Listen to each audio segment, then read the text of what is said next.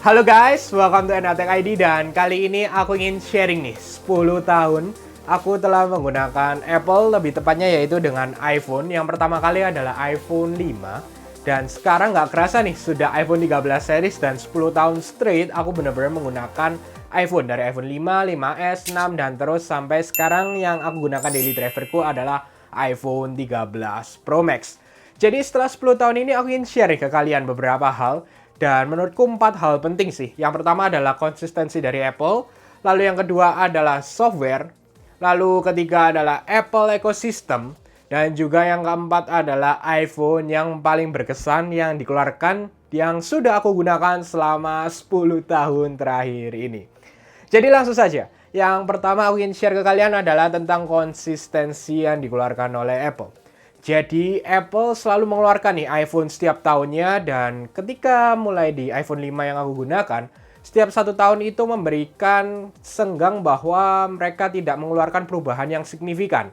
iPhone 5 dengan 5S, di 5S hanya perubahan dari sisi chipset, lalu juga dengan adanya fingerprint sensor. Lalu 66S, lalu juga seterusnya. Sampai ketika mengeluarkan iPhone X ini ada perubahan yang menurutku sangat menarik untuk kita bahas. Ketika iPhone X dan setelahnya keluar nih sampai sekarang, aku tidak bisa memberikan rekomendasi kapan yang paling baik membeli iPhone. Karena perubahannya sudah berbeda. Yang menurutku sebelumnya setiap 2 tahun akan memberikan perubahan yang cukup signifikan. Kita lihat yang sebelah dengan Android. Setiap tahunnya perubahannya cukup signifikan. Dan kadang kerasa bahwa oh kok nggak berbeda ya Apple ini. Kenapa kok tidak bisa memberikan perubahan-perubahan tersebut. Jadi ada kelebihan dan kekurangan. Kelebihan menurutku karena Apple ini sangat konsisten. Perubahannya ini tidak membuat orang yang sebelumnya sudah tidak upgrade dari iPhone cukup lama, pasti akan menggunakan iPhone yang baru itu tidak perlu membutuhkan waktu untuk belajar hal-hal yang susah. Secara overall menggunakan iPhone tidak berbeda dan memberikan kesan bahwa oh memang aku upgrade dengan kelebihan yang diberikan. Memang perubahannya sebenarnya tidak terasa nih bagi pengguna umum. Yang pertama mungkin dari sisi chipset yang pasti semakin powerful. Lalu dari sisi kamera perubahan hardware pun tidak signifikan. Sampai saat ini tetap masih menggunakan 12 megapiksel. Hanya saja pasti berbeda dengan sedikit demi sedikit dari sisi hardware, lalu computational fotografi yang lebih maksimal juga. Fitur-fitur baru yang dikeluarkan bagi pengguna umum sebenarnya tidak akan kerasa sampai benar-benar dibandingkan hasil fotonya yang memang lebih terang dan juga lebih detail dan lain-lain. Display pun yang sebelumnya LCD lalu sekarang ke OLED dan juga ProMotion Display, sebenarnya tidak akan tahu nih orang umum kalau bukan tech reviewer atau benar-benar suka dengan teknologi. Yang penting, oh sudah lebih vibrant, lalu juga lebih detail, resolusi tinggi jadi terlihat lebih tajam dan juga lebih smooth pastinya dengan 120 Hz yang baru saja keluar di iPhone 13 Pro dan juga iPhone 13 Pro Max. Sekarang, kekurangannya pastinya dengan konsistensi yang diberikan memang mudah, tapi rasa bahwa kita sudah mengeluarkan uang yang cukup mahal ya, harga iPhone nggak murah guys. Jadi, tidak terasa upgrade yang sangat signifikan. Contoh saja, simpelnya sebelumnya misalnya menggunakan iPhone X, lalu sekarang misalnya upgrade nih ke iPhone 13 ataupun juga ke iPhone 13 Pro. Oke, secara overall fisik mungkin sedikit berbeda. Tapi dalam sisi iOS-nya, bahkan iPhone X yang bisa menggunakan iOS 15 juga, tidak kerasa berbeda dan tidak signifikan lah. Memang kerasa mungkin sedikit lebih cepat, lebih smooth, dan juga hasil foto kalau dibandingkan lebih baik. Tapi cara penggunaannya, feel bahwa kalian menggunakan HP kalian tidak akan seberbeda itu jika kalian bandingkan nih dari sisi sebelah, misalnya dengan Android, Samsung yang 3 tahun lalu dengan sekarang misalnya S21 Ultra, ada ya Z Flip, Z Fold. Itu sudah orang merasa bahwa wah jadinya dengan uang yang sudah dikeluarkan ini kerasa ada experience baru walaupun mungkin hanya sebentar saja dan setelah itu tidak jauh berbeda juga. Selanjutnya aku akan bahas dari sisi software yang sudah aku gunakan 10 tahun yang sangat berarti ada 2 sih menurutku, yaitu ketika iOS 7 yang dikeluarkan dengan desain yang sangat baru menurutku, lebih smooth dan lebih modern. Lalu yang berubah signifikan adalah di iOS 14 adanya App Library, widget yang menurutku itu sesuatu yang besar sih yang dikeluarkan dengan penggunaan yang cukup berbeda sehingga kita juga perlu belajar dengan penggunaannya agar lebih maksimal. Jadi kita lihat nih dari iOS 7 ke iOS 14. Jadi sekitar 7 tahun nih baru benar-benar berubah itu signifikan yang dikeluarkan dengan iPhone terbaru mereka. Lalu juga mungkin yang ada berubah di sini di bagian tengah-tengah yaitu dengan iPhone X. iPhone X dengan hal baru, desain full itu perubahannya cukup signifikan terkait penggunaannya. Jadi karena dengan gestures yang baru, tidak adanya home button, jadi sedikit berbeda. Dan itu perlu belajar juga sih. Dan memang ketika itu banyak sekali yang takut karena orang yang sudah berumur, aku tidak ngomong tua lah, yang berumur yang tidak terlalu mengikuti teknologi agak sedikit kesusahan menggunakan iPhone X ke atas. Karena itu, jika kita lihat iPhone juga tetap ada iPhone SE, yang bisa dikatakan bahwa orang tidak terlalu mementingkan hal-hal yang kita pingin seperti kamera yang jauh lebih baik, lalu desain baru dan lain-lain, tapi dengan chip yang terbaru dan juga dengan home button masih ada, penggunaannya masih akan sama dengan beberapa tahun yang lalu. Jadi itu lebih mudah dan pilihan bagi pengguna masing-masing. Lalu kompatibelnya memang kita tidak bisa komplain juga. iPhone 6s pun masih mendapatkan iOS 15. Tapi di sini aku ingin garis bawahi, walaupun dengan iPhone 6s, iPhone 7 yang bisa mendapatkan iOS 15, banyak sekali fitur yang dipotong. Jadi tidak ada kelebihan-kelebihan yang mungkin kita dapatkan di iPhone XR ke atas, tidak ada di iPhone 6s ataupun iPhone 7, bahkan iPhone X saja. Jika dibandingkan, memang iOS ini lebih stabil sih dari beberapa tahun yang lalu. Lalu untuk smooth-nya memang lebih smooth jika kalian bandingkan sama 60 Hz-nya dengan Android. Dan jujur, ketika beberapa tahun yang lalu aku bandingkan dengan Android, kerasa lagging banget. Tapi untuk sekarang nih, jika kalian bandingkan di tahun-tahun saat ini, memang beberapa aplikasi yang lebih baik digunakan di iOS dibandingkan di Android. Tapi semakin kesini nih, semakin berkembangnya zaman, ini sudah tidak ada gap yang cukup jauh sih. Dan ini memang semakin oke, serta kelebihan dan kekurangan antara iOS dan Android ini saling bergabung lah, dalam arti beberapa fitur diambil oleh iOS dan beberapa iOS juga diambil oleh Android. Jadi menurutku semakin berkembangnya zaman juga tidak jauh berbeda atau gapnya tidak berbeda antara keduanya. Selanjutnya yaitu Apple Ecosystem. Dalam 10 tahun ini pasti kalian tanya dong ya, apakah benar-benar aku terkunci di Apple Ecosystem? Jawabannya sebenarnya sebagian iya, sebagian enggak. Jadi ketika 10 tahun ini terakhir, memang yang sangat kerasa signifikan adalah penggunaan Apple Watch. Lalu yang kedua adalah AirPods. Karena pada awal AirPods pertama keluar, itu TWS yang menurutku paling oke.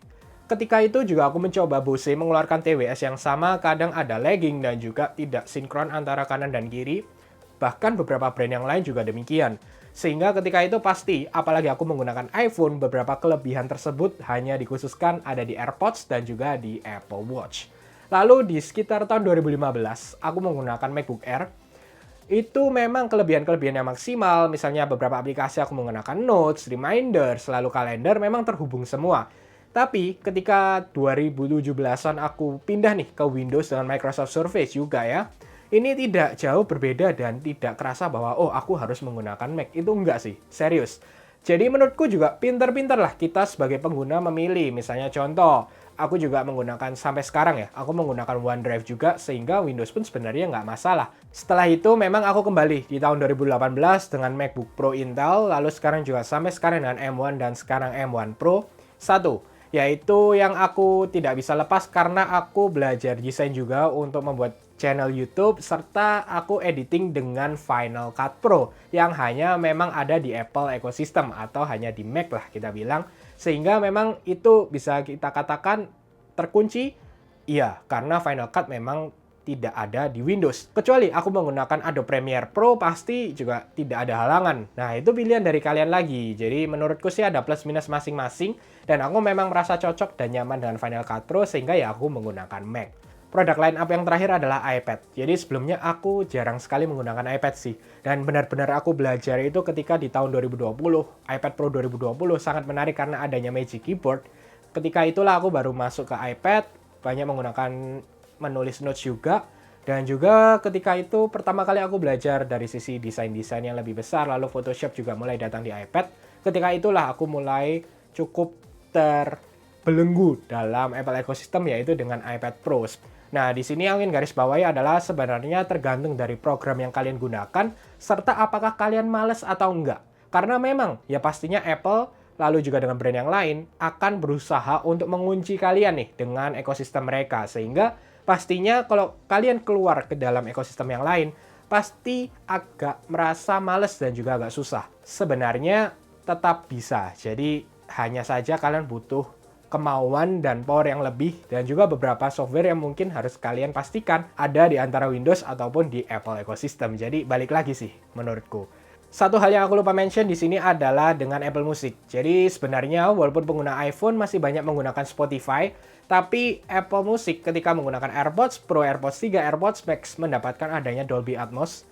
Lalu juga dengan head tracking yang khusus sih di Apple Ecosystem ini. Di Spotify pun tidak ada dan tidak bisa juga menggunakan earphone yang lain. Bagian terakhir adalah iPhone yang paling berkesan selama 10 tahun menurutku yaitu tetap iPhone X. Karena perubahannya yang sangat signifikan ketika dari iPhone 5 aku coba terus sampai iPhone 7, lalu benar-benar berubah experience-nya. Dengan UI-nya juga sedikit berubah, user experience-nya juga berbeda, yaitu di iPhone X. Tapi kalau ada satu lagi nih, misalnya aku ingin mention, yaitu dengan iPhone 5 sih, dengan body yang compact, dan juga enak digenggam. Serius sih. Jadi memang iPhone 5 salah satu desain yang menurutku dikeluarkan oleh Apple paling mantap juga. Jadi itu aja sih yang ingin share ke kalian, dan beberapa yang ingin mention dari kesimpulan setelah semua yang aku share ke kalian adalah sekarang cycle-nya sangat sulit untuk ditebak. Karena simple aja, iPhone 11 Pro Max ke 12 Pro Max, walaupun itu bisa dibilang desain yang baru. Hanya flat bagian pinggirannya guys, overall nggak beda, serius. Aku nggak merasakan itu bahwa itu desain yang sangat-sangat baru.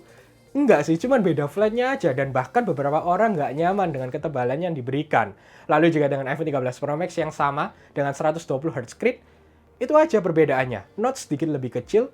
Yap, itu bukan sesuatu yang, oke, ini rekomendasi kalian waktu yang tepat untuk beli. Menurutku enggak. Jadi sekarang lebih ke arah bahwa jika kalian memang butuh, silahkan kalian beli iPhone kalian pada saat kalian benar-benar butuh itu. Dari marketing tim Apple pasti memberikan sesuatu yang baru dan membuat orang untuk tertarik beli dan upgrade iPhone yang baru. Itu sudah pasti guys. Jadi jangan juga termakan bahwa, oh tahun depan lebih baru, tahun depan lebih baru. Ya pasti tahun depan akan lebih baru dan lebih maksimal. Jadi balik lagi bahwa kalian beli sesuai dengan waktu dan kapan yang kalian butuhkan, belilah HP itu untuk kalian miliki dan sesuai dengan apa yang benar-benar kalian sukai. Dan terakhir, Apple Ecosystem menurutku itu tergantung dari kalian lagi. Pintar-pintar memilih aplikasi dan juga sesuaikan sajalah dengan workflow kalian, apa yang kalian butuhkan dan apa yang kalian inginkan dari sebuah alat-alat yang membantu kalian untuk bekerja lebih maksimal. Semua review ini hanya sebagai gambaran untuk kalian dan balik lagi, semua itu dari apa yang kalian inginkan dan apa yang kalian butuhkan.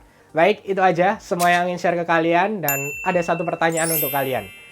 Apakah menurut kalian ini adalah batas yang sudah dicapai maksimal dari sebuah handphone? Langsung saja komen di bawah, aku ingin tahu sih bagaimana menurut kalian tentang masa depan dari teknologi khususnya di handphone yang kita bawa sehari-hari.